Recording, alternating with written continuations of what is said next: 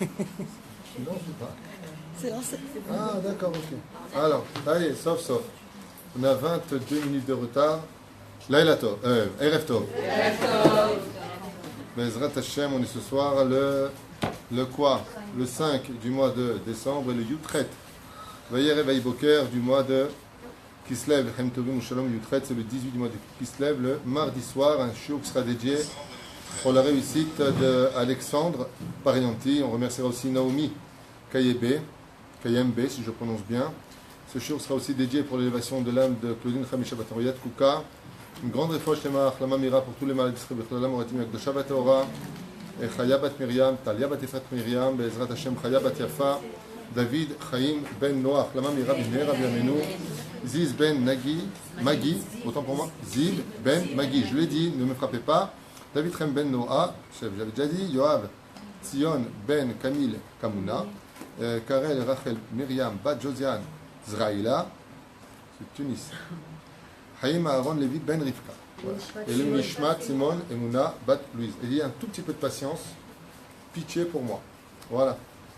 Tov, Bezrat Hashem, Shiniske, la Gdil Torah, la Dira. Ce soir, le titre du cours que j'ai lancé comme ça deux jours à ma femme pour me débarrasser du titre, c'est quand l'impossible devient possible. Alors, bien entendu, c'est relié à la fête de Hanouka, où là-bas on a vu que Béhémet, l'impossible d'Afka est devenu possible. C'est un sujet qui demande beaucoup de temps. Si je dois le faire, ce serait carrément 2 cours au niveau de Yavan. C'est ce que je compte faire à Jérusalem, puisque dimanche matin je fais cours à Jérusalem. Là-bas on parlera d'une espèce de suite de l'impossible devient possible à travers l'identité de Yavan. Ce soir on ne va pas parler de l'identité de Yavan, mais on va parler de l'entité même de Hanouka à travers le mois de Hanouka, le signe astral de Hanouka, et ce qui nous concerne tous les jours.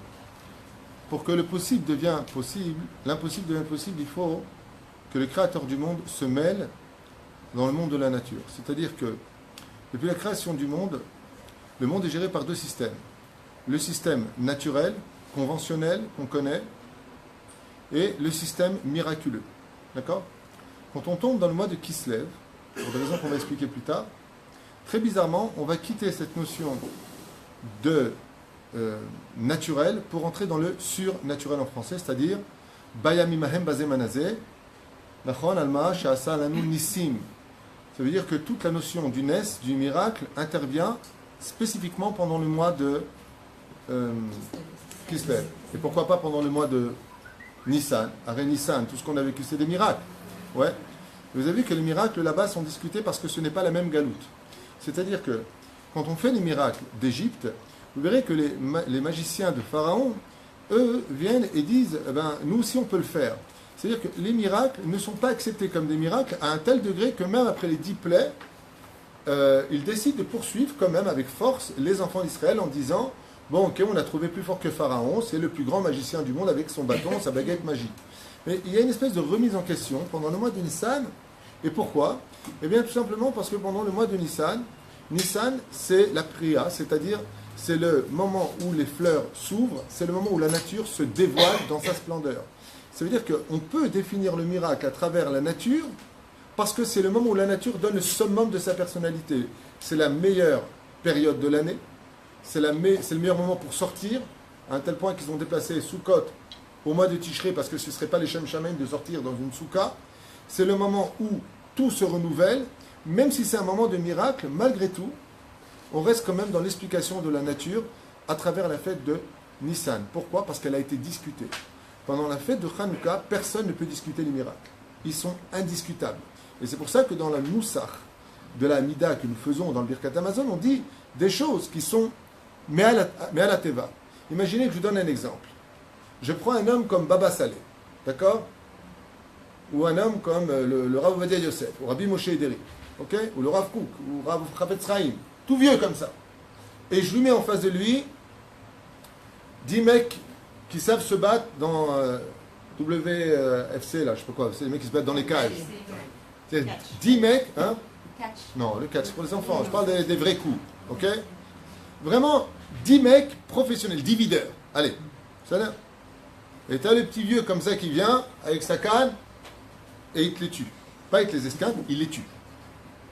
qu'est-ce qu'on dit en général aux petits vieux? On veut dire, une kol hakavod avec ta Torah, reste à ta place, ils sont dangereux.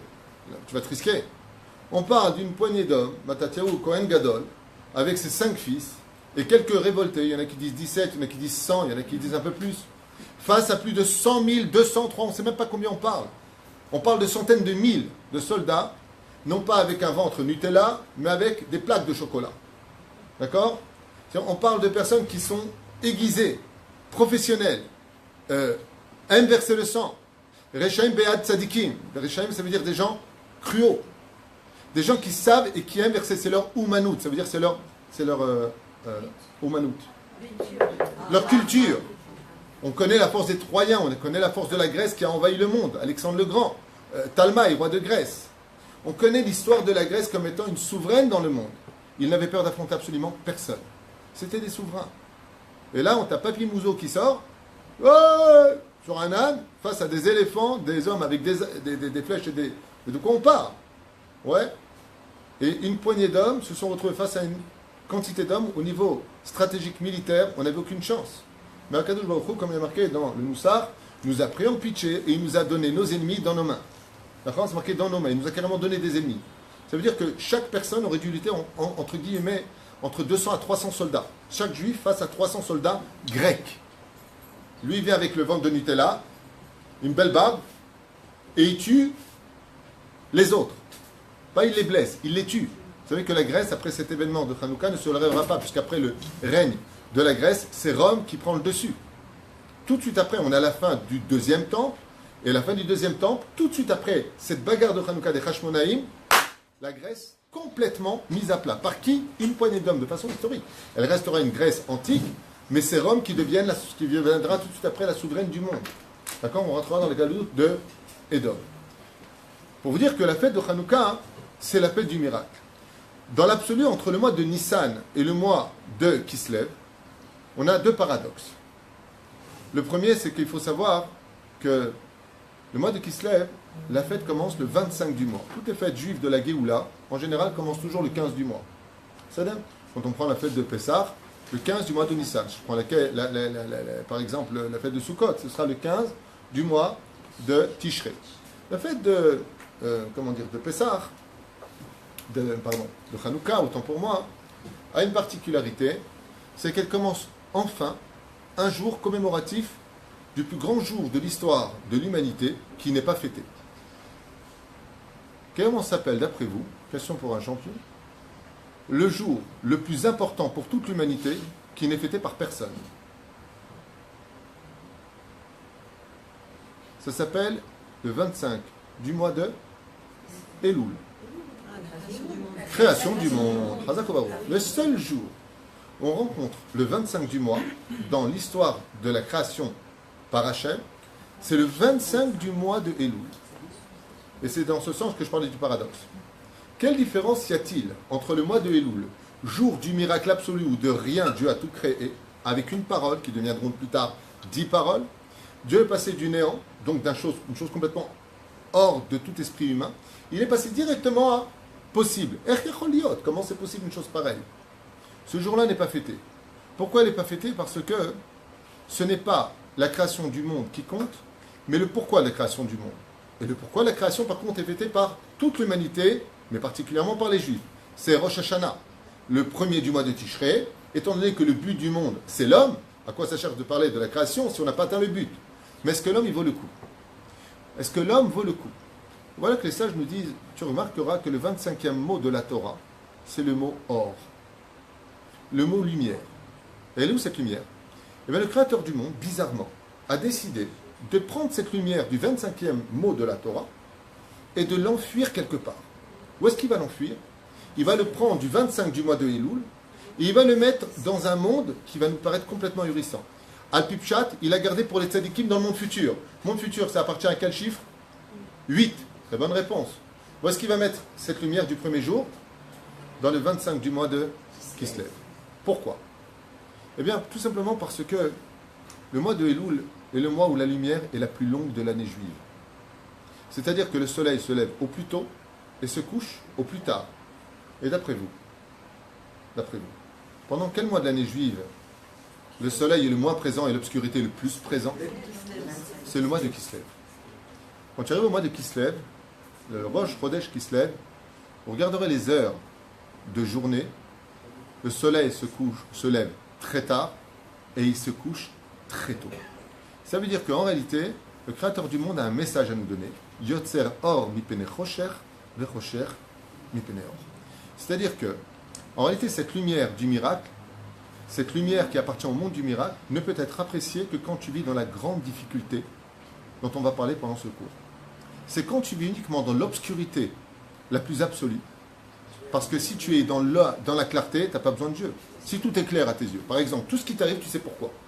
Tu n'as même pas besoin de prier. Je règle mes dettes. Le mec qui arrive, exemple, pneu crevé. Je sais pourquoi Dieu m'a fait ça et que j'attends dans la rue, dans le périphérique, dans l'autoroute, les voitures chaque. Je sais pourquoi. Alors que je ne suis pas angoissé. La main, c'est là, je comprends. Si je comprends, j'ai pas de problème. Si je ne comprends pas, j'ai des problèmes. L'obscurité, c'est quand on ne sait pas où on place ses pieds devant soi. Donc, de quoi j'ai besoin? Des mounas. D'accord? Donc, si maintenant je veux cette lumière dans ma vie, je vais être obligé de rencontrer des difficultés. Dans la difficulté, tu rencontreras automatiquement la lumière. Yotzer or mi penechocher. Le mot penechocher veut dire face, la face de l'obscurité. En hébreu, le mot pene se traduit d'une autre façon. Ça veut dire aussi pnimiyut. Penimiyut. Ça veut dire quoi pene? Mon intériorité. Et si vous regardez bien la guerre de Hanouka, ce n'est pas une guerre d'extériorité. C'est la guerre de l'âme. C'est la guerre de ce que tu ne vois pas, qui vit dans l'obscurité de ton corps. Donc c'est une guerre qui touche à l'intériorité. C'est pour ça que Dieu a pris la lumière du premier jour, même s'il fera apparaître les deux grands luminaires le 4e jour de la création, il prend le 25e mot de la Torah, le mot or, et il le dépose au 25 du mois de Kislev. C'est-à-dire que dans la clarté de ce mois qu'on appelle le mois des loups, où la journée est la plus longue, on est dans le summum de la clarté parce que la nature témoigne de son créateur, tout comme une œuvre, un chef-d'œuvre va témoigner de son artiste. De la même façon, la nature va témoigner de qui l'a créé. Tu peux l'appeler le grand hasard, tu peux dire c'est le Bing Bang, tu vas lui donner un nom à Dieu, mais ça reste toujours Dieu. Tu ne peux pas changer ça. Mais la reine Akadosh Baruch Hu nous demande aujourd'hui quelque chose d'incroyable. Il nous dit Teda Lecha. Toute la fête de Hanouka est basée sur l'impossible et possible. Mais pour cela, il va falloir que tu t'élèves. Comme quoi? Comme l'huile. L'huile a une grande particularité. Sans huile, réellement parlant, le monde aurait du mal à fonctionner. C'est pour ça que, je vous l'ai déjà dit, il y a deux sortes d'individus sur Terre, ceux qui sont des juifs et ceux qui rêvent de l'être. C'est-à-dire que, résultat des courses, nous avons... C'était une blague. Je vais me faire critiquer tout à l'heure. Ce que je veux dire par là, c'est que l'huile, elle a une particularité. Elle vient d'où l'huile? J'ai pas posé une question dure. Hein. Elle vient d'où l'huile? Elle vient de l'olive. C'est-à-dire, l'huile vient de l'olive. Une olive. Pour pouvoir en extraire de l'huile, qu'est-ce que je dois faire avec? Pas la presser. La presser, t'en fera rien. Il faut la concasser. C'est-à-dire, il va falloir passer sur elle 1 tonne de poids, de souffrance, pour en extirper quelques gouttes. Maintenant, j'ai une autre question à vous poser. L'huile, elle a quel goût? Elle est amère. Elle est amère. Et pourtant, dans tous les plats que nous faisons, c'est elle qui va donner l'entité au plat lui-même. C'est un truc de fou. Tout ce que nous cuisons dans ce monde, qui a du goût, grâce à l'huile qui est amère, on va obtenir des résultats dans le goût, dans la cuisson, qui vont être capables de donner leur entité. Ça veut dire que l'huile, c'est une carte d'identité de chaque produit.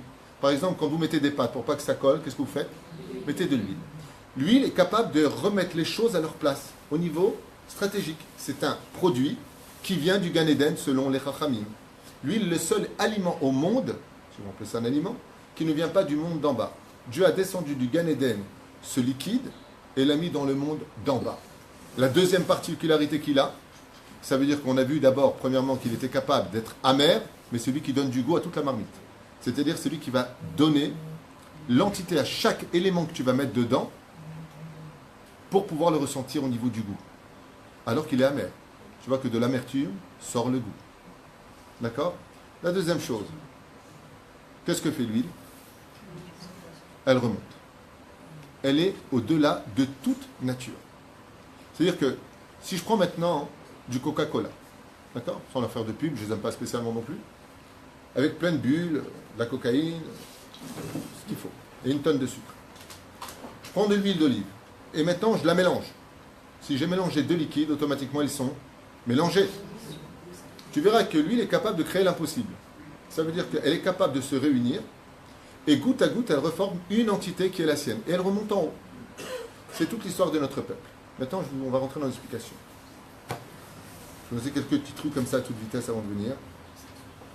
Hanouka, si on arrive à cette fête, en général après les fêtes, où les décrets ont été décrétés le jour de Rosh Hashanah, c'est parce qu'en général on plonge dans une situation où l'atmosphère de l'âme, ça veut dire que ce que ressent notre âme, très bizarrement, vous avez remarqué un truc de fou, quelqu'un qui va pas bien, tu l'emmènes au soleil, il fait beau, il fait bien, il retrouve un peu de Sganefai. Tu l'emmènes dans un monde obscur, même s'il était bien, il n'est pas bien, mec.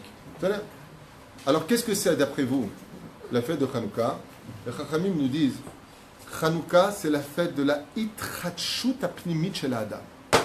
C'est le jour où, Davka, dans l'obscurité, par le biais de l'huile, tu dois redevenir une lumière. Je répète, c'est la grande différence entre les slichot, Cha'atanu, fait beau, on aime bien, de toute façon le soleil se lève tôt. Le jour de Hanouka avec Gbirotai et Rabotai, c'est la fête de la Itrachut. C'est la fête où avec très peu tu peux allumer toute une éternité. C'est le jour où ton intériorité doit enfin changer. Alors je vous lis un petit peu ce que j'ai noté et vous me direz ce que vous en pensez. Même moi je me suis kiffé. Amrou Chazal, pourquoi il y a une guerre à Hanouka? Si c'est une guerre de spiritualité, pourquoi on a fait une guerre physique? Oseh Hadashot, Baal Milhamot. Automatiquement, dès que tu apportes une nouvelle idée ou que tu changes dans ta vie, tu as une guerre qui t'attend. C'est obligatoire. Par exemple, tu changes chez toi, tu es la femme, tu es dans ta maison, parce que qui dit femme dit maison en général. L'homme il ne va pas se battre avec sa femme s'il faut aller à droite ou à gauche, à moins que ce soit quelqu'un qui n'a rien à faire de sa vie. L'identité, c'est pour ça qu'en hébreu, une fille, ça se dit bat. Et une maison, voilà. Même qu'en hébreu, un handicapé, elle sait. Bat, bait. Une femme, c'est la maison. Comme dit le Talmud, comment un homme appelle sa femme, bait. C'est là. Donc, vous verrez que vous changez le fauteuil de place, ça fait des discussions. Et quand tu l'as mis là-bas, j'aime pas. Oseh Hadashot, Bal Melhamot. Tu fais un chidouche, tu dis quelque chose que les gens ne savent pas, tout de suite, pas du tout. J'ai jamais de ma vie entendu ça. Tout de suite. Tu n'as pas le droit de faire quelque chose qui change. Tu apprends une nouvelle halakha que les gens ne savaient pas du tout. Et après, tu dis, ah bon, je ne savais pas. Mais d'abord, tu as eu la guerre. On te rentre dedans. Étant donné que, que la fête de Hanouka, c'est le Zman de la Itrachut Apnimit, c'est-à-dire il est temps de maintenant rendre l'impossible possible, il va falloir que tu changes. Parce que la chose la plus dure au monde, nous ont dit les sages, c'est d'être capable de changer ce qu'on était. Il est beaucoup plus facile d'étudier tout le chasse que de changer une seule chose de notre personne. C'est très dur. On peut le faire une semaine. On peut le faire quelques jours. Mais comme on dit, le galop, là, je ne sais pas quoi il revient. Là. Chasse le naturel et il revient au galop. C'est un proverbe très connu. Dès que tu veux changer quelque chose en toi, il y a une guerre intérieure où les autres doivent devenir carrément psychologues. Ça veut dire qu'il faut comprendre que là, il est en train de changer, c'est dur pour lui, tu changes de pays, tu changes de culture, tu changes de langue, tu changes les lois. Les gens changent. Il y a quelque chose de nouveau et c'est une guerre. Les gens qui font en général la Aliyah ne se reconnaissent pas très bien après l'Aliyah parce qu'il y a eu un changement culturel, un choc des cultures. Alors très souvent, ils ont du mal à se retrouver. Mais il faut justement y arriver et se battre pour être au-dessus parce qu'Israël est au-dessus de la nature. Mais la reine Ombrim Chazal, tout comme la création du monde a eu lieu le 25 du mois de Kislev, où tout a été capable ce jour-là de changer par quoi? Par la Harata. Qu'est-ce qui s'est passé? Qu'est-ce qu'on fait nous le 25 du mois de Kislev? Les Slichot. On demande pardon à Hachem. Le 25 du mois de Elul. Ouais, mais c'est compliqué parce que j'ai plein de noms dans la tête, il faut que j'aille vite. Alors, résultat des courses, nous avons le mois de Elul, qui est le mois de la Teshuvah, pour arriver à Rosh Hashinui, le jour du changement. En contrepartie, la fête qui lui correspond, c'est quoi? C'est la fête de Hanouka, ou le 25 du mois de Hanouka, Le jour de la lumière, nous devons essayer de changer cette fois-là, mais bizarrement, on ne jeûne pas. On ne fait pas de tachanounim. On ne fait pas ici, on ne dit pas j'ai fauté. Ce n'est pas la même réparation. Et il n'y a pas de Yom Tov, et il n'y a pas de Seudat Mitzvah, même si c'est bien d'en faire. On va expliquer tout ça, si on a le temps. Et là, parce que c'est le mois de l'obscurité. Tu n'as pas besoin de chercher plus d'obscurité en toi, tu dois juste changer. Tu ne gênes pas, tu ne fais même pas de espède pour la mort. Et pourquoi? Parce que comme tu es dans le summum de l'obscurité, de l'assimilation, dont on va essayer de parler si on a le temps, automatiquement, tu n'as pas besoin de te trouver des défauts à Hanouka, mais tu dois te trouver des qualités. Trouve la lumière qui est en toi. Bema atatov. Qu'est-ce qui est bon chez toi? Ok? On rappelle d'ailleurs une femme comme ça qui appelle son fils qui était en Chine. Comment tu vas? Et tout ça. Alors lui, il dit, je vais super bien. Tu sais, maman, je suis chez un Chinois, il a des potions magiques. Elle lui dit, ah bon, quoi, par exemple? Ben, il a une bouteille, ouais, que si tu en prends quelques gouttes, tu redeviens plus jeune. Il lui dit, voilà. Il dit, voilà. Tu peux m'en envoyer une bouteille? Ben, Tachima. Un mois plus tard, elle reçoit cette bouteille chez elle. Et lui, il arrive, 3 mois plus tard, Zdetoufa Ben Gurion, et il cherche sa mère, puis il voit une super belle gonzesse comme ça, magnifique, belle, comme ça, toute jeune. Avec une agala avec un bébé dedans, comme ça. Il y a un gars, il dit, bonjour. Quoi, bonjour, tu ne connais pas ta mère? Oh, maman? Oui. Ta bouteille? Waouh, t'es extra, t'es devenue belle, t'as rajeuni. C'est qui le bébé? Papa, il a pas compris, il a bu toute la bouteille. Bekitsu, Ishtanu, ils ont changé.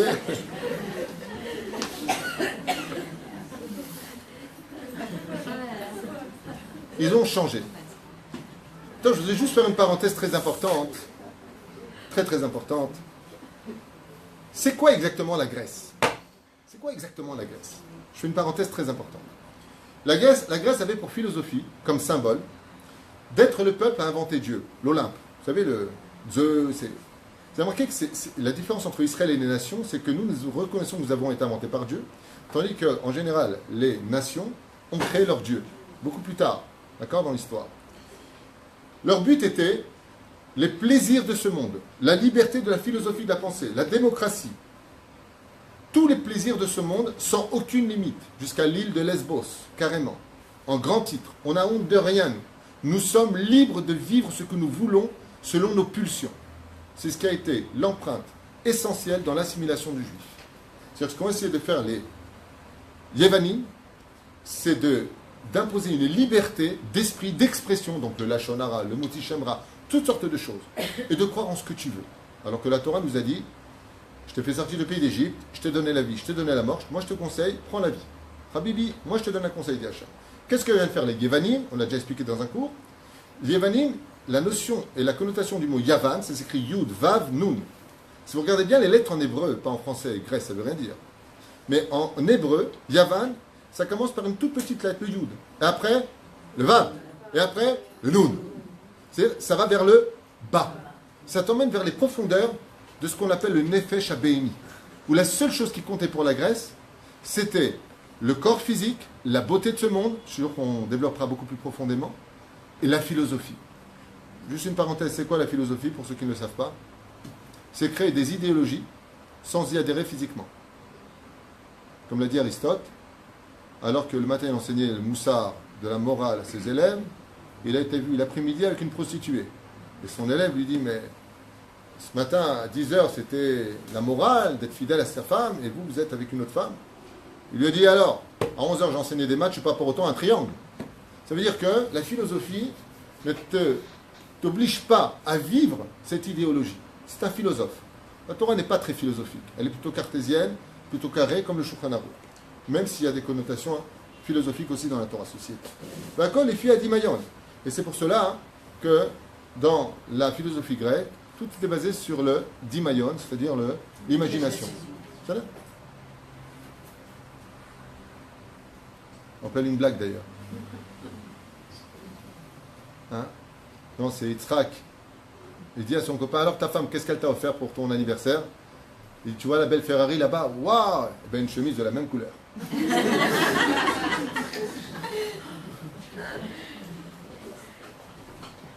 טוב, וזה העניין שחנוכה בא להבהיר במיוחד לכל יהודי המרגיש שלא יכול להשתנות והכל חושך בחיים.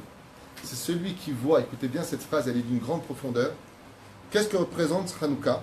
Elle s'adresse particulièrement cette fête aux âmes qui sentent que leur vie est une obscurité et que rien ne changera. À qui ça s'adresse Hanouka? Aux fatalistes. Il n'y a rien qui peut changer. Dans ma vie, il n'y a rien qui peut changer. Métro, boulot, dodo, j'ai un fils qui est malade, moi je suis comme ça, mon mari ne changera pas, ma belle-mère elle est toujours vivante, le machin. Là, il sort. C'est des plans un peu macabres. Le Hanouka, b'a lehadesh lanu, sheken efshar lishtanot mamash. V'akol ad liskot lenissim mamash. Jusqu'où, non seulement tout peut changer pendant cette fête de Hanouka, vous verrez les ségoulottes à la fin du coup, mais l'ora kadzebilvad. La seule différence entre Hanouka et les autres fêtes particulièrement, c'est que Hanouka, c'est la fête du miracle. C'est la fête où tout peut changer. Pourquoi? Il y a un remède qui est fait sur Hanouka, et vous allez comprendre. Tout à l'heure, je vous ai dit, on ne fait pas les tachanonim, on ne fait pas les supplications.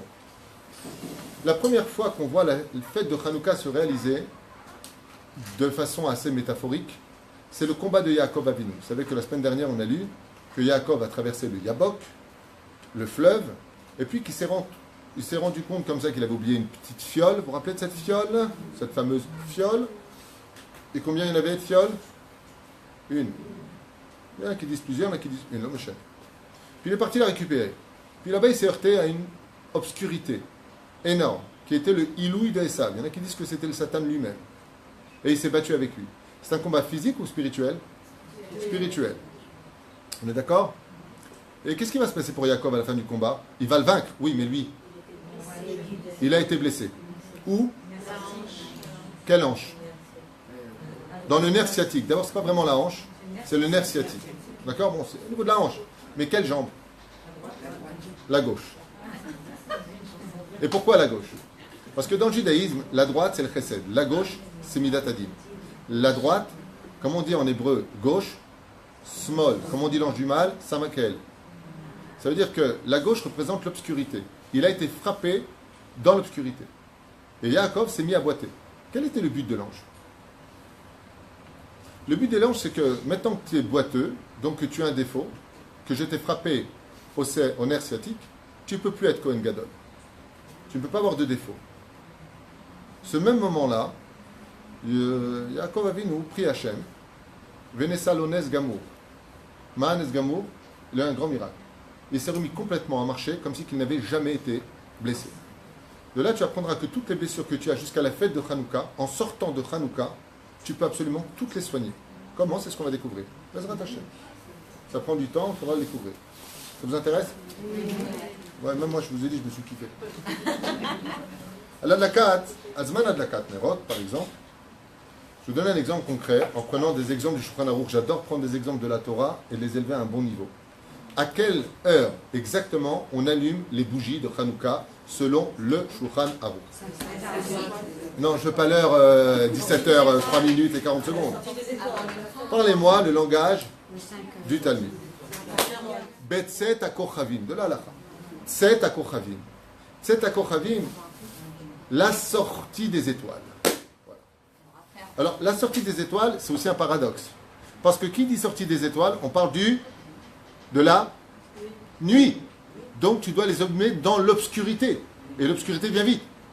Mais qu'est-ce qu'il y a de plus haut au monde et qu'est-ce qu'il y a de plus lumière au monde? Les étoiles. Bien au-delà de la lune, vous avez les étoiles. Vous avez quelque chose de bizarre. Vous avez remarqué que quelque part, on nous demande d'allumer dans l'obscurité. Ça veut dire attends d'être dans l'épreuve du changement de ta vie. Là-bas, tu allumes. Mais à quel moment? Quel est le signe? À la sortie des étoiles. Pas quand Tarshir Achama. Pas quand ce sera l'obscurité. Les sages nous disent non.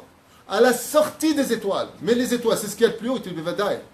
Parce que c'est quand tu arriveras au ras-le-bol de ta propre personne intérieure que tu commenceras enfin à comprendre que tu peux atteindre la hauteur des étoiles comme le premier Hachem à Abraham Avinu. Tu seras aussi nombreux que les étoiles du ciel ou que le sable de l'océan. Maperoucha Davar, il y a de ce qu'il y a de plus haut au monde, il y a de ce qu'il y a de plus bas au monde. Mais qu'est-ce qui brille le plus au monde? Les étoiles. Quand est-ce que tu les vois? Uniquement dans l'obscurité. Vous savez que la journée, les étoiles ne disparaissent pas, elles sont là. Mais on ne les voit pas. Et pourquoi on ne les voit pas? Chazal disent tout simplement parce que tu vis dans la lumière. Et quand tu es dans la lumière, Tu n'as presque pas besoin d'Hachem. C'est pour ça que le Rav Kook avait l'habitude de dire, à propos de ce qu'on fait dans la prière, bon, vous ne le savez peut-être pas parce que je ne sais pas si vous prêtez de prière, mais le matin, qu'est-ce qu'on dit dans la prière? Après le Shema Israël, on dit Emet ve'yatziv. Vous savez quoi, Emet ve'yatziv? Ani Hashem Elokechem Emet ve'yatziv. Mazav ve'yatziv, et il est présent, il se présente, il est là. Par contre, le soir, qu'est-ce qu'on dit?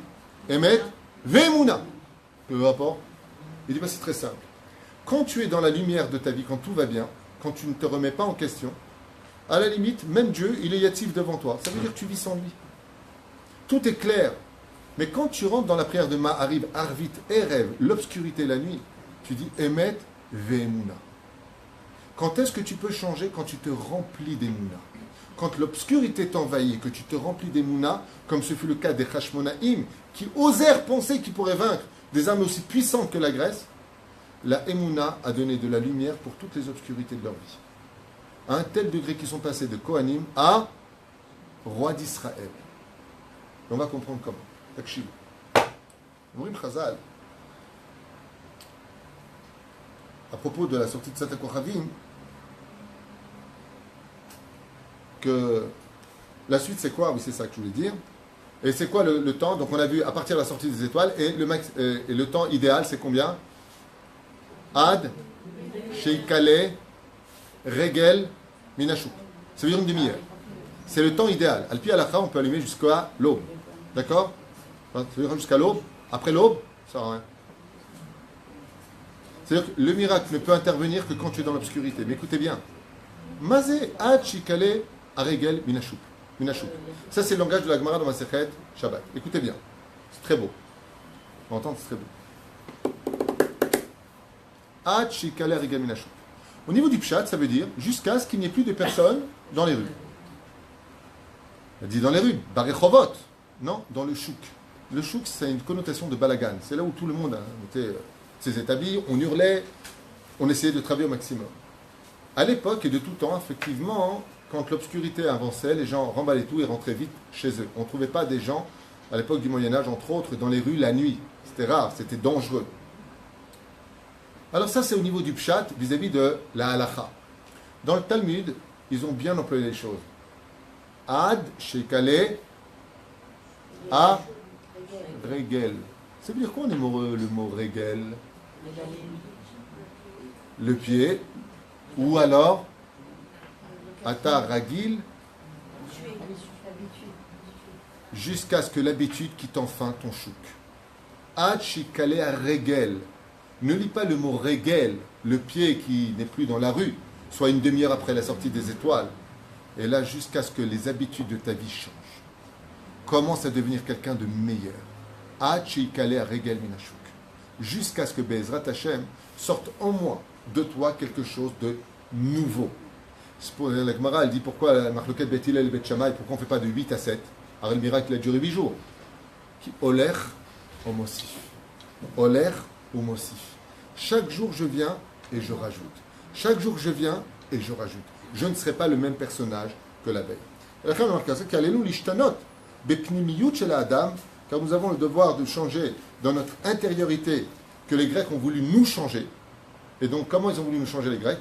Écoute ce que tu veux, dis ce que tu veux, va avec qui tu veux, marie-toi avec qui tu veux, exprime-toi comme tu veux.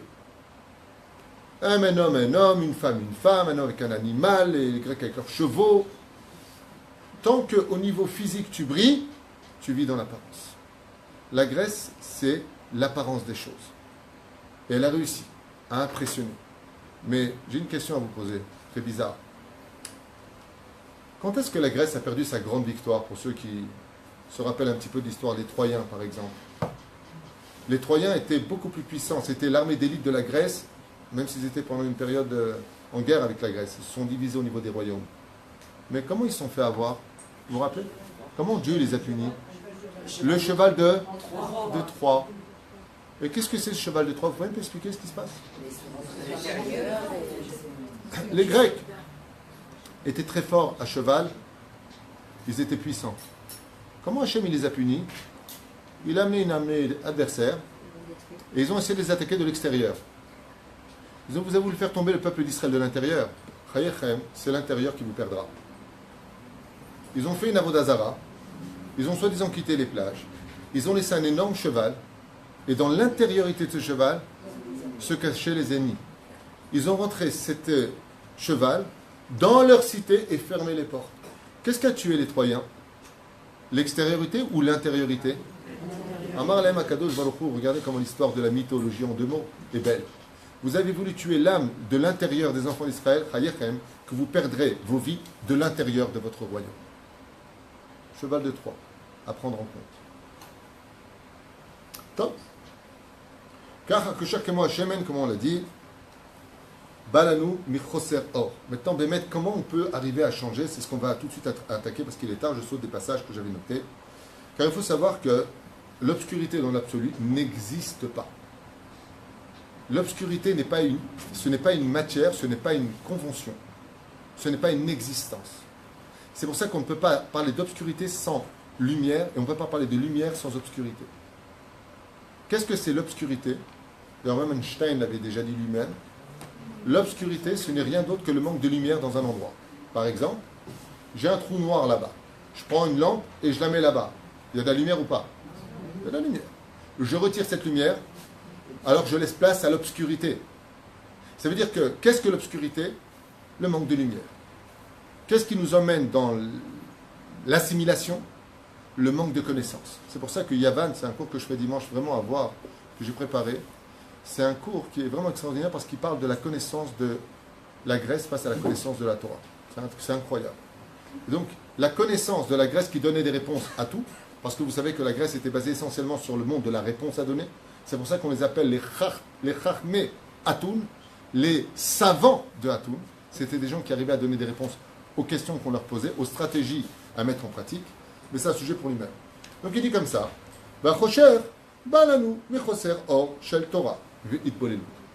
qu'est-ce que ça veut dire quand on vit dans l'obscurité? Puis c'est très simple. Tu veux savoir c'est quoi l'obscurité, Habibi? C'est quand tu manques de lumière de Torah. Tu n'as pas assez de Torah. Et vous constaterez, mesdames, chaque fois que vous venez à un cours de Torah, vous repartez pendant à peu près 48 heures, Gematria Moach, intellect, remontez pour affronter la vie. Au bout du 3e jour, ça redescend. Vous retombez dans une obscurité. Vous avez un super cours de Torah, vous êtes remonté, je ne crie plus à la maison, j'insulte plus ma belle-mère, je fais tchouva. Ouais. Brise. Ouais. 48 heures passent comme si il n'y a jamais eu de cours dans votre vie. Ouais, bon, je me rappelle, ça me saoule, écoute-moi, dans la vie, on brime Chazal. Tu sais c'est quoi l'obscurité? Tu sais ce qui ne va pas dans ta vie, tu sais pourquoi tu ne peux pas t'élever? Parce que tu manques de Torah et il y a trop d'assimilation grecque dans ta vie. N'oubliez pas un détail. On ne commémore pas, ce n'est pas une cérémonie religieuse la Hanouka. La Hanouka que nous allumons aujourd'hui vient commémorer la situation de l'année même où tu fais Hanouka. C'est pour ça que dans le Noussar de la bénédiction, on dit Baruch Ata Hashem Elokeinu Melech Haolam. Qu'est-ce qu'on dit? Bayamim Ahem Bazmanazeh. Ce qui eut lieu là-bas aura lieu maintenant. Tout comme on était dans l'obscurité là-bas, on est dans l'obscurité encore aujourd'hui. De l'assimilation, du manque d'études, du manque de confiance, de Emouna, de Bitachon.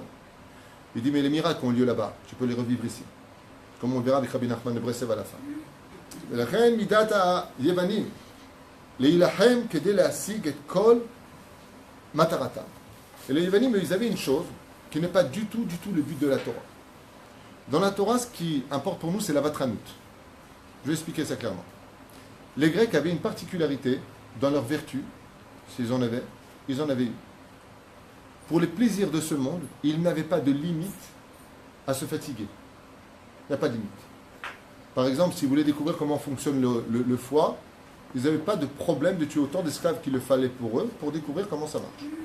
Si vous voulez la femme, une princesse d'un pays lointain, on va dire des princes de Grèce désiraient une princesse d'un autre pays, la Grèce n'avait pas de problème de sortir en guerre et d'avoir des millions de morts s'il le faut pour cette femme. Ce sont des gens qui allaient jusqu'au bout de toute chose, mais pour le monde physique. Vous avez remarqué que la paracha que nous allons lire, la paracha de Vayeshev, tombe souvent avant la fête de Hanouka. C'est toujours la paracha de Miketz qui tombe à Hanouka. Et Vayeshev tombe à ce moment-là. Pourquoi? Parce qu'il y a un moral qui sort de cette paracha qui est extraordinaire avec deux femmes. Il y a deux. Il y a deux.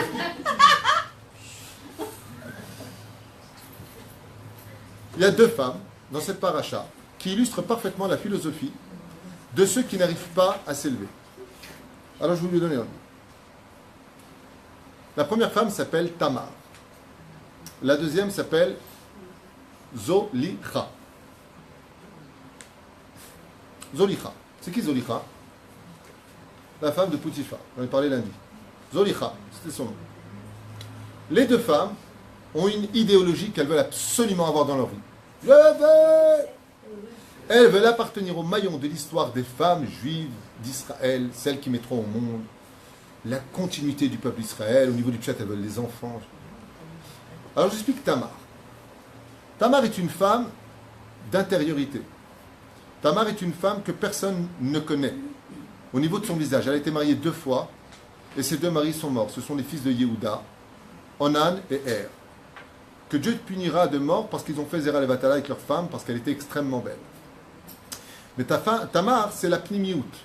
C'est l'intériorité. Personne à la maison, Yehuda n'a jamais vu son visage de toute sa vie. Comme ça dit la Gemara. La seule fois où il la verra, c'est quand elle sera déguisée en prostituée. Kirissa et Panea. Vas-y, Kirissa et Panea. La seule fois où elle enlève son visage, parce qu'une prostituée qui travaille avec un sac poubelle sur la tête, ça n'a pas travailler beaucoup. Et si elle est belle, elle est attirante, elle attire l'œil de l'homme a un effet Chabéimi et il se transforme en loup de Texaoui. C'est-à-dire. Donc qu'est-ce que fait Tamar? Elle va jusqu'au bout. Regardez ce qu'elle fait. Elle se dévoile son visage si radieux. Yehuda va vers elle et elle tombe enceinte de 2 jumeaux. C'est là, magnifique. Péret, c'est les erreurs. Mazel Tov. Oui, les ouais. Très bien. Seulement, étant donné qu'il y a la mitzvah du Yiboum, qu'elle a épousé un frère, il est mort. Elle a épousé le deuxième frère, il est mort. Le troisième s'appelait Sheila. C'est là. Sheila. C'est bon. Sheila.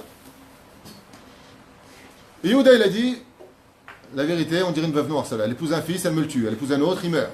Je lui ai donné le troisième, j'en ai plus. Qu'est-ce qu'il a dit? Je ne suis pas pressé. Donc, comment il va Sheila? Il lui dit, Sheila pas. Lâche-le, quoi.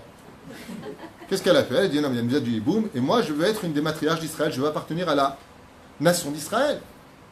Puisque Yehuda n'a pas rempli son contrat et qu'elle avait promis de donner son troisième fils, elle va aller le chercher. Elle va loin. Mais elle se bat pour la spiritualité. Tamar se cache. Elle a dit, tu sais quoi? Je préfère qu'on dise de moi que je suis une prostituée dans l'histoire et que j'ai donné naissance à des serviteurs de Dieu que d'avoir mon nom en grand sur les affiches et en fin de compte ne servir que mon intérêt personnel.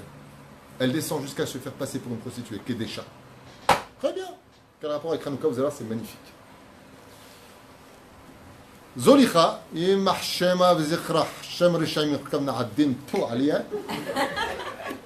elle, c'est la femme de Poutifera. Et elle, c'est une spécialiste de l'astrologie, mytho. Elle regarde dans les étoiles, et là, qu'est-ce qu'elle voit? Abracadabruk, qu'elle aura un enfant de Yosef Hatzadik de la lignée des Hébreux. Et donc elle se frotte les mains parce que dans les étoiles, elle voit que le peuple d'Israël deviendra le peuple élu au Sinaï, comme l'enseignent les Chachamim, elle voit, waouh! Et donc elle lui dit, Kokliko, Nduraliana, Puchi Puchi, je suis une bombe. Elles sont les Kamchoumé, mais moi, Chemna, je ne saurai jamais si je suis marocaine, tunisienne, algérienne. Et Yosef Hatzadik ne la regarde pas du tout. Qu'est-ce qu'elle fait? Elle essaie de l'attraper, il rentre dans sa chambre, il n'y a plus personne à la maison, mais Ish Babait. Et Yosef Hatzadik lui dit, j'ai compris ton machin, tu ne veux pas arrêter ton histoire. Il se barre, elle lui prend le vêtement. Et qu'est-ce qu'elle fait? Étant donné qu'elle n'a pas eu sa lumière, elle rentre Yosef, paracha de Miketz, dans l'obscurité. Il va au fin fond du cachot en Égypte, il est dans un trou au fond de l'obscurité. Si j'ai pas ce que je veux, écoutez bien les mots. Regardez comme la Torah elle est belle, aura et ta lumière. Solicha, elle lui dit, si moi j'ai pas ce que je veux, tu plonges dans l'obscurité, mon pote. Regardez Tamar. Tamar, elle a ce qu'elle veut. Elle ne sait pas si elle caresse à droite ou à gauche. On a deux, alors elle fait les deux. Mais elle a été surprise par des serviteurs de Yehuda. On lui dit, tu sais, Kalatecha, Tabru, français. Tabru, Tamar, Zanta et Tatsma. Pourquoi Zanta et Asma? Elle s'est prostituée parce qu'elle était mariée pour le troisième fils, elle était promise. Qu'est-ce qu'il dit Yehuda? Qu'on la brûle. Pourquoi? Parce que Tamar n'était autre que la fille de Shem. Et donc Shem étant Cohen, la mort dans la Torah, c'est pas la lapidation dans ce cas-là, c'est le feu. C'est la flamme, c'est Hanouka. Regardez bien. Qui maintenant est plongé dans l'obscurité à trois personnages. Il y a elle sait que de ses enfants vient le Mashiach.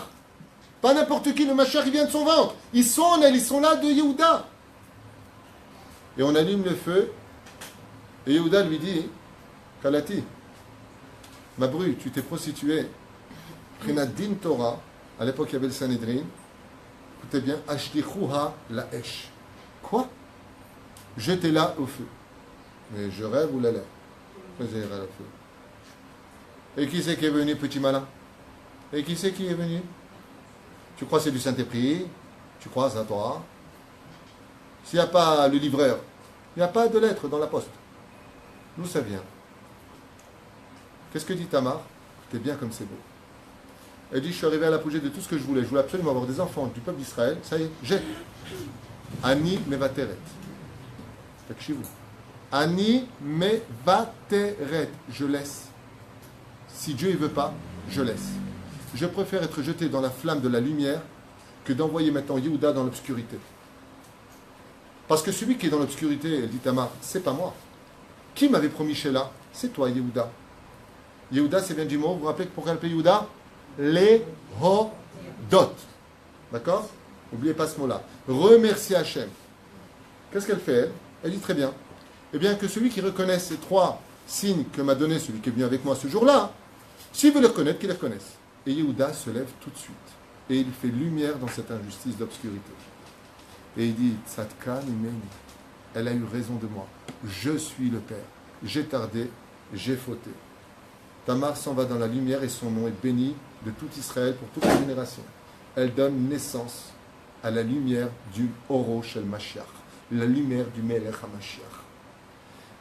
Tout à l'heure, je vous ai parlé de la jambe gauche de Yaakov, et c'est pour ça que je viens de me rappeler d'Yehuda. Dans les sphirotes, je fais une parenthèse, je reviens un petit peu en arrière, je suis désolé, vous reviendrez sur ce cours à l'occasion. Mais la jambe gauche représente dans les sphirotes Netzach, Od. La jambe droite, c'est Netzach, l'éternité, et la jambe, c'est Purim, dans les fêtes, et la jambe gauche, c'est Hod. Hod qui veut dire la splendeur, la lumière. Hod qui vient du mot, de la racine Odaya, les Odot, la chaîne. C'est pour ça que je vous ai dit qu'à Elul, on tape sur la poitrine, parce qu'on est dans le monde de la lumière, donc fais tchouva pour tout le bon que Dieu t'a donné sur terre. Mais dans la fête qui se lève, là, tu es dans le monde de l'obscurité.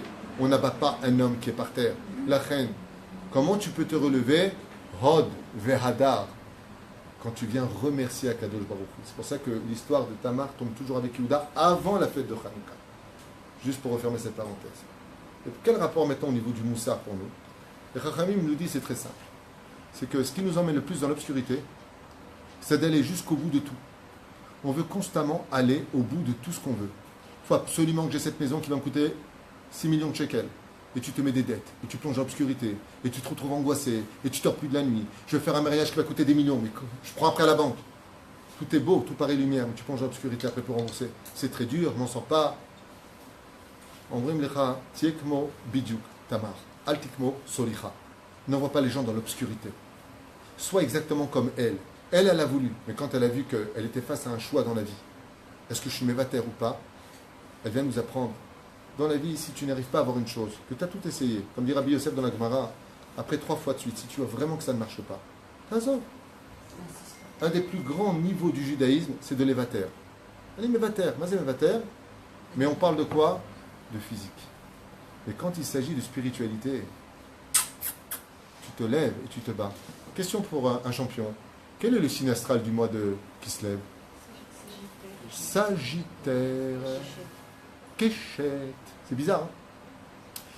Quel est le seul signe astral des 12 signes astrales qui montre un homme de guerre prêt à se battre? C'est le Sagittaire. C'est un homme cheval qui a son arc, mais c'est très bizarre. Il est dirigé comment son arc? Il est dirigé vers l'avenir. Ça veut dire, je me bats pour l'avenir, pas pour le passé. Je quitte l'obscurité pour rentrer dans la lumière. Ça veut dire que le mois de Keshet, si vous avez bien compris, le Sagittaire, c'est le mois du combattant. C'est le mois où on doit sortir de ses soucis et de son obscurité, mais ne reste pas à ta place, même si tu es Kohen Gadol, même si tu vis dans un monde pépère, bats-toi. Lève-toi et bats-toi. D'un côté, nous allumons les bougies, mais de l'autre côté, nous prions la guerre. Et remercions Hachem pour la guerre que nous avons gagnée. Quel rapport, disent les sages? Et c'est très simple. Si tu veux sortir de tous tes problèmes et changer, arrête de t'agrogner, arrête de te plaindre, commence à te battre, commence à changer. Commence à devenir au-delà de tout. Quel est ton salaire? Bémet, tu changes. Bémet, tu crois en moi. Bémet, tu es prêt à vouloir changer, tu me le demandes. Tu es prêt à le faire, tu vas avoir de grands miracles. Giborim be'at chalashim, tme'im be'at teorim, comme le dit le Moussar. D'un coup, tu vas tomber dans des dimensions où tu dis, mais c'est impossible. Ça devient possible. Parce que l'huile remonte au-dessus de tout. Tu es passé dans l'amertume, tu dis stop, tu es prêt à devenir une lumière de cette amertume, tu vois que de l'amertume sort la lumière. Tu es prêt à changer, je change. J'ai dit Hachem. Si tu veux que moi je fasse 1000 pas vers toi, fais au moins un pas vers moi. C'est le mois de Tishrei. C'est le mois de Kislev. Je vous ai avec les mains. Comment on peut changer? Par quoi on commence? La massée d'une femme qui est partie au restaurant. Puis elle s'est assise comme ça, et puis à moitié du repas, elle s'est rendue compte qu'elle n'avait plus faim. Alors, comme c'était super bon, elle a voulu prendre takeaway à la maison. Voilà qu'en sortant, il y a une dame, Oumlala, comme ça, une femme sans abri, qui la regarde et qui lui dit, si vous avez fini, vous pouvez me le donner? Et elle a fait semblant ni de l'entendre, ni de la voir, elle a continué son chemin. Arrive au bout du trottoir, il y avait un petit trottoir qui commençait, elle n'a pas vu, elle a percuté dedans et c'est tombé. Et sa nourriture est tombée par terre. Cette femme-là, elle a eu un grand regret. Elle a dit, c'est pas Chaval. C'est pas Chaval. C'est pas Chaval. J'aurais pu faire une mitzvah, et Bassof, c'est parti par terre. Cette femme-là, elle a compris, quand elle est tombée au plus bas, c'est pour ça que la Hanouka s'allume à combien? 3 coudées. 3 coudées. 24 cm. Minimum au-dessus. Mais maximum, 10 coudées. Pas 10 coudées, c'est ça. Shoshat Fahim. 3, comment on appelle ça là, des points. Ça veut dire 8 cm x 3. 24 cm. Ouais. Maximum combien? Le mieux, si tu veux être marron ou da, 10. Je suis fatigué. Fahim. Mais c'est bas. Pourquoi c'est bas? Arrête, si tu veux faire un Pirsou Minissa, une grande lumière. Mais là-haut. Il dit non. Pourquoi? Il dit parce qu'il n'y a que quand tu descends très bas que tu te rends compte de comment tu peux remonter.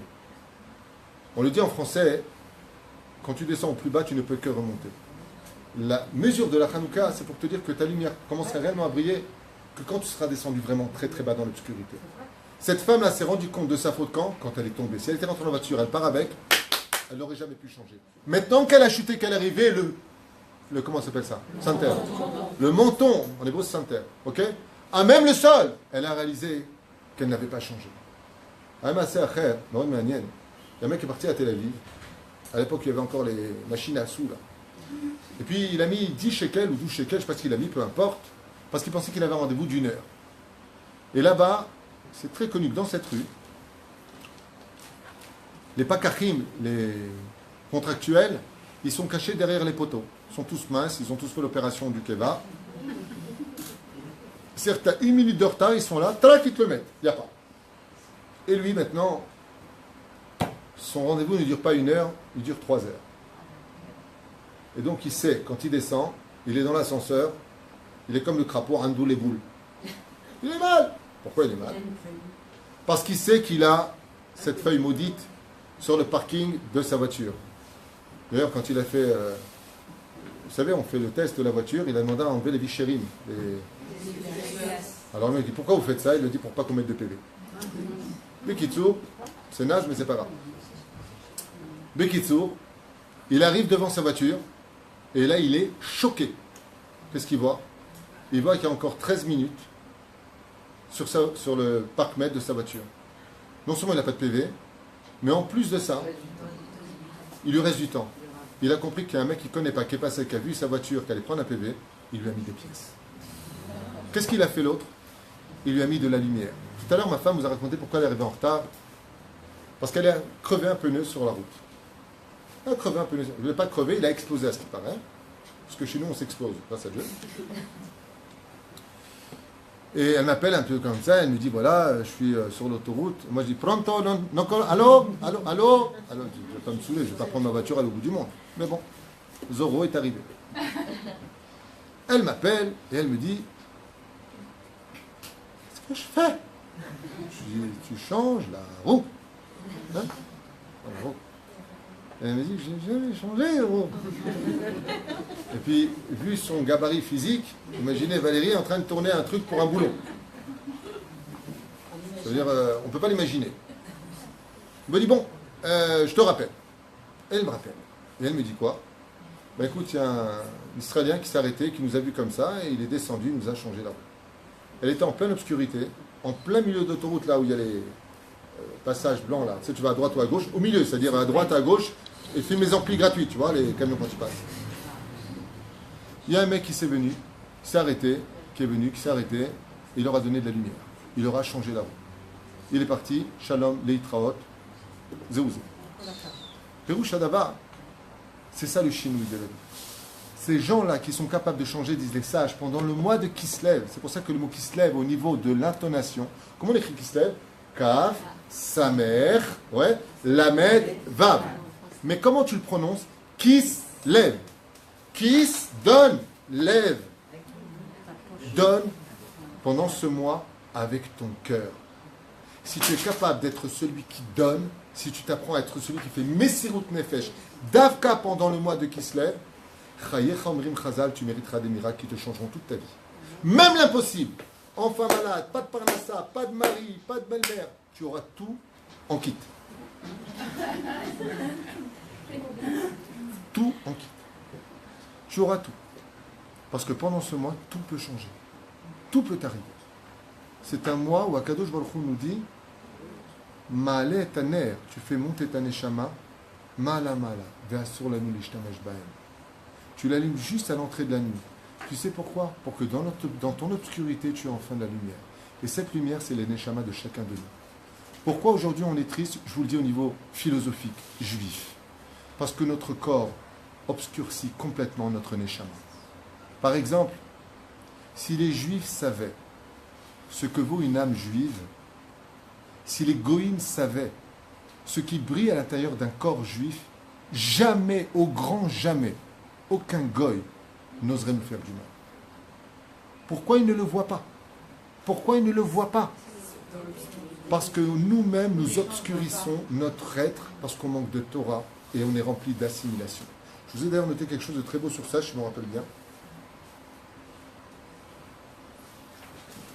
Waouh, il y a encore beaucoup à faire. Vas-y. Pas vas-y, vas-y. D'abord, on ne dit pas vas-y, on dit y va. J'ai vraiment sauté des passages très importants qui continuaient avec les Hashmonaïm. Je suis encore une parenthèse à l'envers, je retourne un peu en arrière. Mais comme on n'a pas le temps et que je voudrais. Il y a encore 2 pages à faire, 2 pages et demie. Mais... Alors je voudrais juste finir comme ça, malgré tout. Les Hashmonaïm ont été très courageux. Je reviens un tout petit peu en arrière à propos de l'Evater, vous savez, de laisser tomber. Les Hashmonaïm, je voudrais faire une parenthèse très importante. Ce sont les héros de la fête de Hanouka. D'accord? Yehudit, la fille de Yochanan Cohen Gadol, qui nous a sauvés grâce au laitage. Les fils de, malheureusement, qui mourront, Yehuda et Eleazar, fils de Yochanan Cohen Gadol, les Maccabim, okay? Ils vont tous être décimés. Vous savez qu'il n'y aura plus du tout de Hashmonaïm dans l'histoire d'Israël. Vous savez ça? Tous les Hashmonaïm vont mourir. Ils vont tous disparaître de ce monde. Il n'y aura plus de descendance des Hashmonaïm. La dernière qui sera trouvée, ce sera la fille qui, malheureusement, voudrait être pris par un roi impie. Je crois qu'il s'appelait Ordos. C'est d'ailleurs Ordos qui va décimer tous les Hashmonaïm. Je me souviens bien dans l'histoire. Le roi Ordos va être celui qui va tuer tous les Hashmonaïm. Et il va vouloir la dernière des Hashmonaïm parce qu'elle était très belle. Il va le voir pour lui. Qu'est-ce qu'elle va faire? Elle va monter au-dessus d'un toit très très haut et elle va crier: je suis la dernière descendante des Hashmonaïm et je préfère mourir que d'être touché par un incirconcis, et elle se tuera ce jour-là. Pourquoi Dieu a fait ça? C'est eux qui nous ont apporté la fête de Hanouka. Réponse terrible. Les Hashmonaïm, ils ont commis l'erreur de la femme de Poutifera. Une fois qu'ils ont conquis, réussi et rempli le Beth Amikdash d'une belle lumière, cachère et pure, Ils ont commis l'erreur un petit peu de, au début, les Shem Shamaïm, de tenir la royauté. C'est-à-dire que les Hashmonaïm se sont nommés rois d'Israël. Dieu il a dit, ok, il n'y a pas de roi pour l'instant. Mais la descendance de David est là maintenant, il faut leur rendre la couronne. Et pendant 2 siècles, 200 ans, les Hashmonaïm vont tenir la couronne sur leur tête. Ça s'appelle Mored de Malchut. Ils ont trahi la couronne du roi David. Depuis quand les Kohanim ont le droit d'être rois d'Israël? Vous êtes Kohen, vous êtes au Beth Amikdash. Ils n'ont pas lâché. Ils ont été jusqu'au bout. Ça nous plaît d'être Kohen et roi. On préfère. C'était le Shem Shamaïm. Comme nous on est pieux, comme ça on aura des rois pieux. Dieu leur a dit ne vous mêlez pas de mes affaires. La reine, il a décimé toute la descendance des Hashmonaïm. Et la dernière finira, à cause d'un roi impie, se jettera dans l'eau. Alors je continue quand même, 2 secondes. Ouais.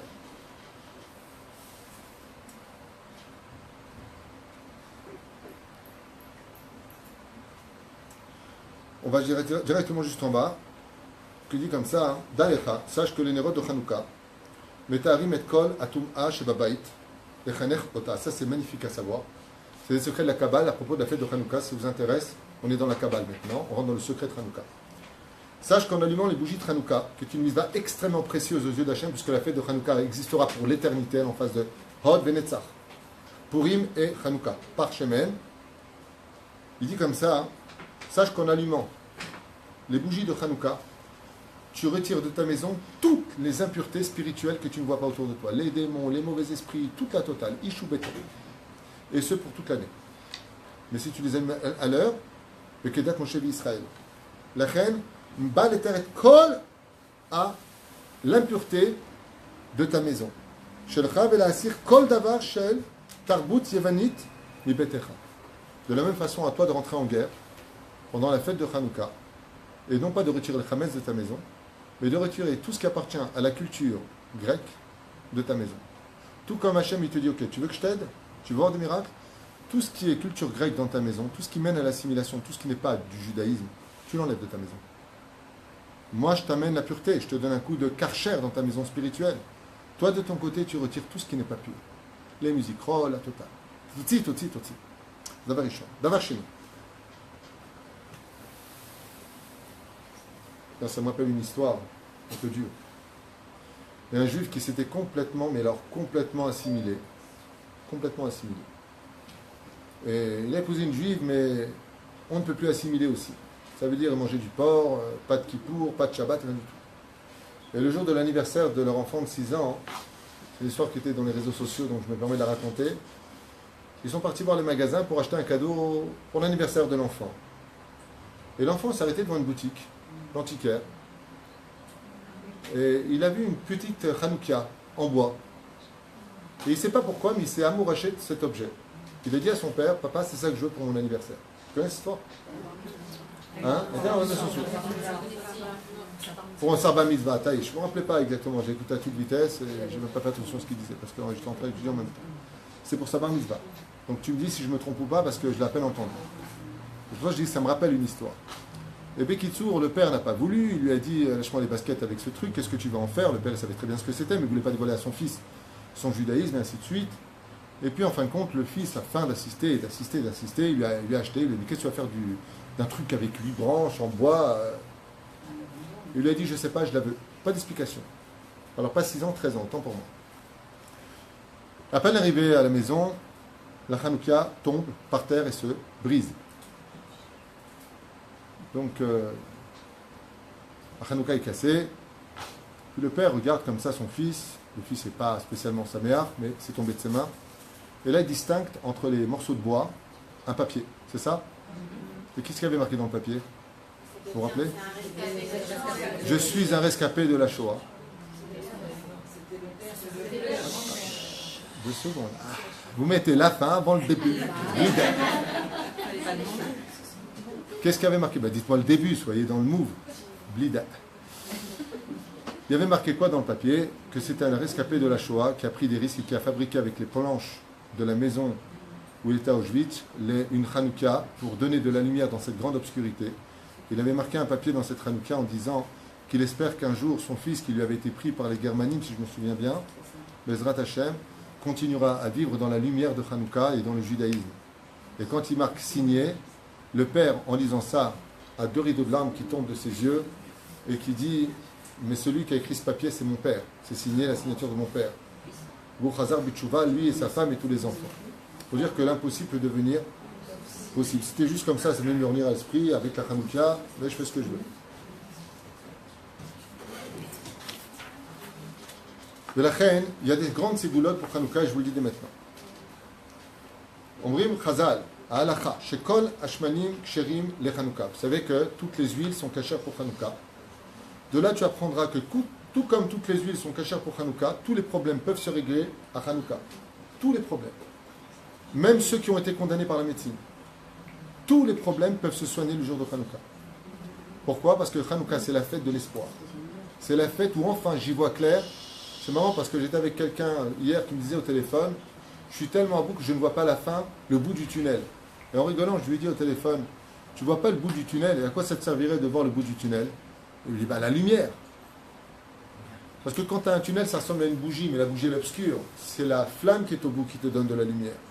En d'autres termes, de marcher dans la lumière. Alors écoutez bien, je disais, l'irmoz lanou, que la fête de Hanouka, contrairement à Shabbat, qui n'a pas pour toutes les huiles, sont valables pour la lumière de Shabbat. Aval pour la lumière de Hanouka, toutes les huiles sont valables. Mazé les huiles, Hashemen, Otiot, Neshama. Toutes les Neshamot peuvent trouver leur réparation pendant les 8 jours de Hanouka. Zgoula, on est dans les ségoulottes, prescrits par les Chachamim. Ça vous intéresse? Voilà. Comment on peut renverser notre situation? Il y a le Teilim Tzadi Aleph, 91, qu'on a l'habitude de lire après l'allumage des bougies de Hanouka. Yoshev Beseter Elion, Yoshev Beseter Elion. D'accord? On le dit quand ce Teilim pour qui? Pour les morts, quand ils rentrent dans l'obscurité, dans la tombe. Ce Teilim là, on le dit quand? Davka, la fête de Hanouka. Yoshev Beseter Elion, Besel Shaddai Tonan, Omar Adonai Mersim Sudati Lo Iftar Bo.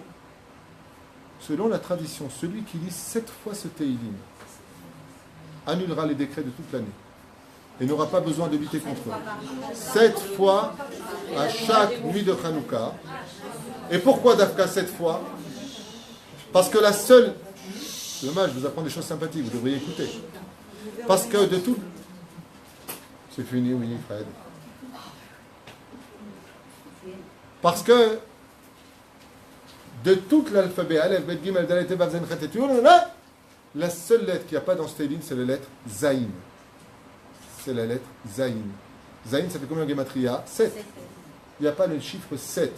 Et pour atteindre le miracle du chiffre 8, il va falloir donc dire 7 fois le Teilim, Yoshev, Beseter, Elion.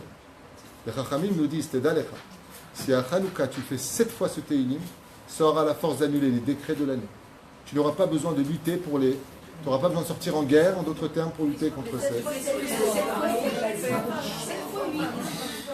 Alors, je vais répéter une dernière fois, j'espère que vous pourrez comprendre, sinon c'est enregistré, et pourtant j'ai été clair.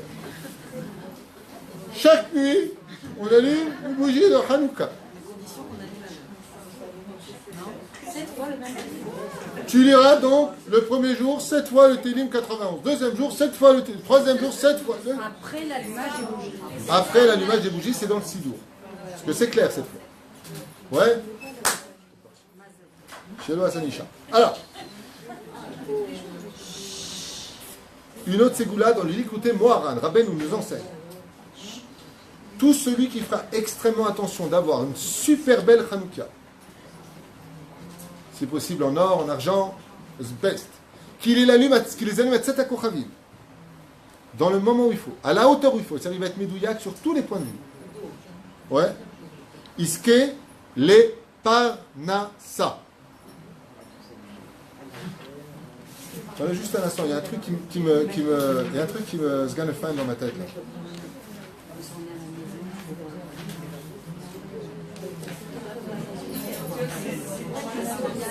Attendez juste un instant.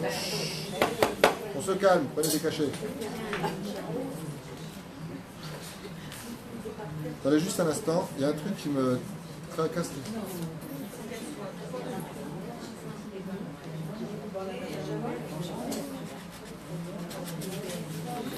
Le problème, c'est que quand tu notes tellement de choses après, c'est où tu mets.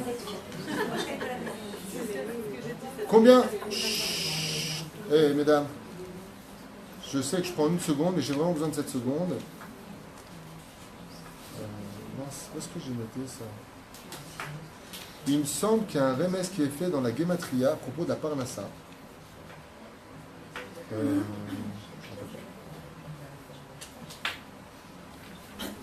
trouve pas. Bon, je ne vais pas vous faire perdre de temps, c'est dommage, j'avais noté quelque part. Vous avez le temps, moi pas.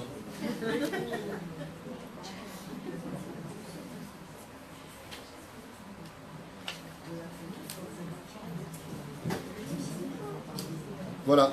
Vous voulez pas qu'on le fasse en Gematria, on voit ce que ça donne? Peut-être que vous allez m'aider. Hashemen. Ou Hanoukia, je ne sais même pas. C'est dommage, vraiment, j'ai les boules, parce que j'avais noté un truc hyper important par rapport à ça et je ne trouve pas. Bon, tant pis. Parnassa. Non, je le retrouverai, peu importe. Mais il me semble que le mot... Hein? Ken. Iskel et Parnassa l'école Hashana. Comme ça dit le Likutei Moharan. Celui qui est Medouyak, Me'od dans l'allumage des bougies de Hanouka, de Rassa. Deuxième chose, Maïske, Banim Talmidei Chachamim. Ça veut dire que si vous avez des enfants assimilés ou des enfants qui ne sont pas Shabbat, il est Medouyak dans l'allumage des bougies avec l'huile d'olive pure, il a vraiment acheté ce qu'il fallait faire. Hachem lui fera le miracle que son fils revienne à la maison de la lumière, comme on a vu avec cette histoire de la Hanouka. Vous en voulez d'autres? Vous en voulez d'autres? Ouais. Manifestation en CGT, CFDT. Ni.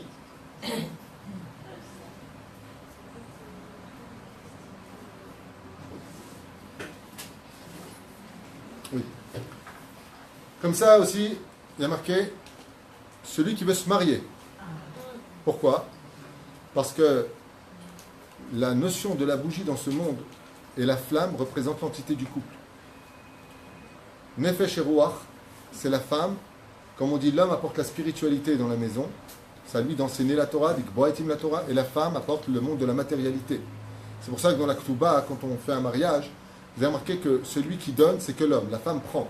C'est-à-dire, elle tend ses mains constamment, elle donne son doigt, c'est elle qui prend. Elle représente la femme, le monde de la matérialité, l'homme de la spiritualité. Il dit chaque fois que tu allumes une bougie, Bezrat Hashem Kedah Konshel Israël, et que tu retrouves l'espoir, le sourire, Zgoula Bisroudze, Omer Rabbeinu, pour un bon shidour. Vous savez? Tidou. C'est pas fini. Les femmes qui n'arrivent pas à avoir d'enfants, pareil. Pourquoi? Parce qu'il y a marqué la halot ner tamid, même dans l'impossibilité. Le fait d'allumer une neshama, otchot, hashemen, avec de l'huile d'olive, ils disent Chazal, c'est comme l'histoire de Shabbat. Tu pries pour avoir des enfants, tu n'es plus dans le monde du 7. Le monde du 7, c'est un monde de transition. C'est naturel, miracle. Hanouka, c'est coulonès. C'est tout au-dessus de la nature. Même une femme stérile pourra tomber enceinte par le mérite d'allumer les bougies de Hanouka. Elle, son mari, en tout cas, dans la joie. C'est pour ça que j'ai entendu un grand rabbin qui a expliqué, qui disait que les gens commettent une très grave erreur d'allumer les bougies et de les laisser partir. Ils vont faire la machine à laver, ils vont faire, je sais pas, plein de choses, peu importe. Aval, vous vous rendez pas compte, il dit comme ça, hein. D'ailleurs le prochain sujet, ce sera l'Aïnara justement de la Grèce. Parce que tout le manière de Hanouka, c'est une question de voir les nérotes. On a même vu que tu n'as même pas besoin de les allumer, quelqu'un qui est Oumlal, qui est clochard, s'il voit quelqu'un d'autre, il les voit, il dit deux brachot.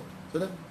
Premier soir chez Chayanou, le deuxième soir, chez Hassanissim, Ken, chez Hassanissim, mais juste en les voyant. C'est-à-dire que tout le but de Hanouka, c'est Pirsou Menitsa. C'est pour ça que la fête de Hanouka, dans les personnages bibliques, c'est la fête de Yosef Hatzadik. Mais ça, c'est le prochain cours, on va être très précis dans les détails. Les Zgoula, la Hatzlachat, Tipul Refoui, Chiyuvi. Celui qui a des problèmes de santé, il m'a dit que Nerot Hanouka, au lieu d'allumer les Ilou Nishmat, Chazve Shalom, il allume les bougies de Hanouka, et tout ce qui a été négatif, tout ce qui est Tipul Lotov, il t'apère les Tov. Et la dernière Sigoula que j'ai étudiée, il faut savoir que les Nerot de Hanouka, tout comme on a eu la Géoula grâce à cette fête, c'est-à-dire la rédemption finale, je déteste ce mot en français, rédemption, chrétien. Ouais, eh bien, chaque fois qu'on allumera tous les bougies de Hanouka, on aura le srout de rapprocher la Géoula. C'est pour ça que, si j'ai un conseil à vous donner, pendant la fête de Hanouka, si vous voulez vraiment vivre un événement fine, quelque chose qui un peu les mille et une nuits, je vous conseille vivement d'aller faire un tour à Bnei Brak à la nuit tombée. ou d'aller dans un quartier dit orthodoxe, ou là-bas, et pourquoi Dafka Bnei Brak? Parce que nous, les Sfaradim, un seul allume pour tout le monde. À Bnei Brak, il y a beaucoup d'Ashkenazim, que Dieu les bénisse, et chez eux, tout le monde allume. C'est-à-dire ils ont 12 enfants, 12 Hanoukiot, plus la femme, plus le papa, plus la mémé, plus l'oncle, plus... C'est des maisons d'allumés. Où tu vas... Non, c'est pas pareil. Ah, non. Faites-le une fois dans votre vie. Faites-vous ce luxe de dire à votre mari, chérie, je te fais un couscous Krauful. Ah, quoi ça? Krauful. Si tu m'emmènes à Bnei Brak, je veux voir ça. Vous arrêtez la voiture, vous descendez de la rue, vous levez la tête. Regardez bien ce qu'il y a autour de vous. Pourtant, c'est des bougies allumées, il n'y a pas de quoi être allumé. Vous allez ressentir quelque chose dans votre âme d'inexplicable. Quand vous allez voir des gens allumer les bougies de Hanouka avec ferveur, kavana, quand ils disent Baruch Ata Hashem, ils ne pensent pas à la banque à Poalim. Ils sont vraiment dans la mitzvah. Vous allez ressentir quelque chose qui va vous envahir. Et c'est ça la force du Pisson Minoussa. C'est que le fait de regarder les bougies de Hanouka, elles ont la force de te décrotter de toute cette impureté yévanite qui est en toi et de t'instaurer la lumière d'Hachem.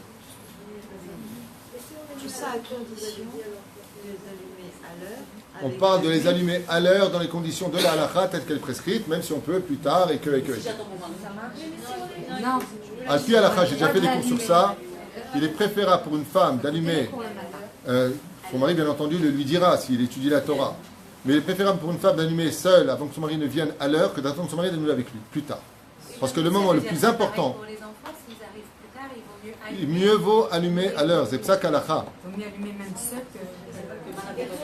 Maintenant, s'ils arrivent plus tard et qu'ils sont plusieurs, ils rallumeront une Hanouka s'ils veulent, ou même la même, mais sans bénédiction, car la maison, surtout ceux qui sont dépendants de cette maison, Yedechova. Et pour la hauteur de la Hanouka, alors, si on veut que les gens ils la voient par le bassin, comment on fait? Alors à partir du moment où on est dans des lieux qui sont au-dessus de 2 étages, 3 étages, il est évident qu'au-dessus de Esrim Amot, mais ça c'est le prochain cours, pourquoi au-delà de 20 Amot, c'est-à-dire 10 mètres de hauteur, on les met en général à la porte, ou on leur mettra, tout à l'heure j'étais en train d'étudier le Rav Binyamin Chouta, chez Badel Chaim Arukim, Hashem Berech Oto, parce qu'il écrit vraiment des œuvres extraordinaires dans Shulchan Aruch, dans son Kitzur Shulchan Aruch.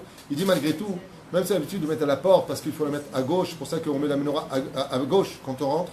Pourquoi à gauche? Parce que c'est le régel gauche qui a été touché. On les met dans l'obscurité, dans les forces du mal, et on fait briller les forces du mal. Donc quand tu rentres, tu as la menorah à ta gauche, tu as la mezouza à ta droite, et tu as le tzitzit sur toi, ça fait Etzemach David Abdecha, ça veut dire que tu as les 3 initiales qui amèneront la Géoula du roi David.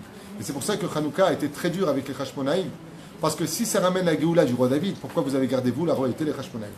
Voilà, encore plein de choses à dire, j'ai fermé mon livre, on s'arrêtera là, 2 questions et un petit mot sur la fête des filles. Mais c'est tunisien, ça, c'est pas...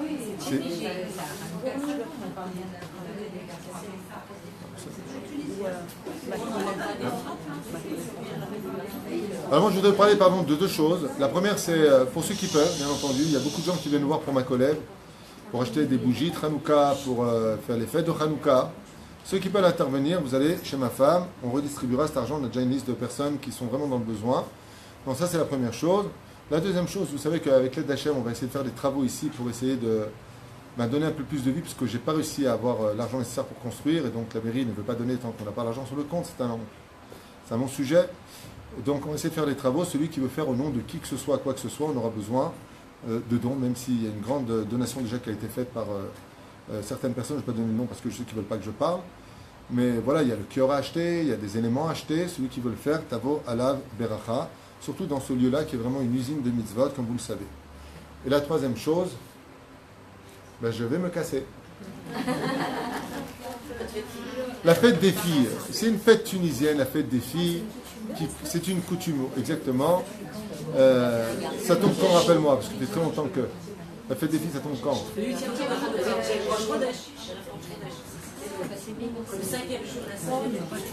Erev Rosh Chodesh. Attendez, juste un instant. Il n'y aura pas quoi la semaine prochaine, puisqu'on sera dans la fête. La fête des... C'est Hanouka. Juste... Attendez, vous posez des questions et j'ai pas le temps de répondre. Non, mais c'est pas ici que je fais la suite du cours. Je la ferai à Jérusalem, la suite du cours. C'est pas chez vous. Ouais. On l'aura en vidéo. Belachem, Bezrat Hashem, la fête des filles, c'est un événement qui est important pour les Tunisiens. On a l'habitude de le fêter. Parce que dans le judaïsme, surtout tunisien, les femmes ont une place prépondérante. Il y a la fête des garçons et il y a la fête des filles. Vous savez ça? La fête des garçons, c'est la pièce montée. Et la fête des filles, en général, on leur fait du poisson plein. Farka. Voilà. C'est une tradition ancestrale, c'est très bon. Mais c'est simplement pour faire honneur aux filles et dire que si tu regardes bien, ça tombe pendant le mois de Kislev. Et l'origine de la fête des filles tunisiennes, je vous dire comme ça où elle vient. Faut pas arrêter ici. T'as arrêté ici? Ah, très bien. Eh bien, c'est tout simplement parce que cette fête-là, selon une certaine tradition, il y a d'autres opinions, eh bien, c'est parce que nous avons été sauvés par les femmes. Il faut savoir que toute la fête de Hanouka, si on doit notre salut à quelqu'un, avant les Hashmonaïm, c'est Yehudit, la fille de Yochanan Kohen Gadol. C'est encore un autre sujet. Je ne veux pas m'étaler sur tous les parchanim. Aval, c'est la fête des filles. Et Rosh Chodesh, et pourquoi Rosh Chodesh, ça tombe? Je veux dire en deux mots, c'est très simple. Parce que la seule personne au monde qui peut changer quelqu'un, c'est la femme. La femme a le potentiel en elle, Isha Bona, Isha Oreset, elle peut changer les autres. Il y a un très beau pidgam qui dit que si tu maries une tzadékette avec un rachat, une vraie tzadékette, elle peut lui faire tchouva. C'est ce qu'on approchait à Yaakov. Si tu avais donné Dina à Esav, il aurait fait tchouva. Mais si tu donnes un chassid à une réchaïte, il deviendra rachat. Ce qui fait que ça tombe Rosh Chodesh. Erev, Rosh Chodesh. Erev, c'est la nuit. Dans l'obscurité du Chidouche, Rosh Chodesh, c'est la tête du changement. C'est la fête des filles. Pour dire que l'histoire des femmes d'Israël a été capable de changer le cours de l'histoire d'une obscurité qui est devenue lumière pour toute l'éternité. Kol tov.